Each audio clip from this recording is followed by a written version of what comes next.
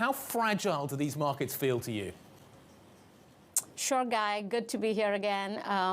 These markets feel very fragile today, but I'm going to say that it doesn't actually have much to do with the Fed or the message from the Fed on Wednesday. It's much more around fears around the virus and how that might look over the next 2 to 3 weeks, especially here in the U.S.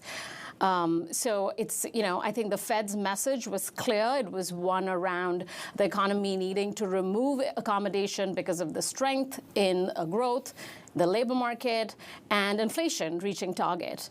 But I think the market is feeling fragile because we're looking at some higher numbers today than we did just 2 weeks ago, and expecting them to go higher higher over the next few weeks as well, with everyone traveling for the holidays. In some ways, it's easier to adjust to an interest rate strategy, but with the way the variant is moving and creating further work from home strategies, you see energy and financials down more than anything else today. How do you adjust your investment strategy, Gargi?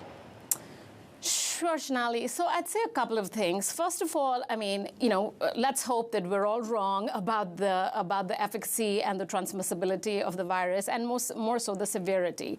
And even if that does pick up over the next few weeks, especially amid the year-end illiquidity, if it does create some volatility, I think we have to look within our portfolios into 2022 on what might be driving the markets outside of the Omicron variant, and what might some of those be. So number one, we already heard from the Fed, and we saw that they're still going to have a very muted policy path. So yes, the FOMC was considered a little bit more hawkish, but I'm going to say that looking past the 2022 three-dot surprise, we're supposed to look at the 2024 rate hike path, or the 2023 rate hike path, which again looks quite muted. And throughout this entire period, real rates remain negative.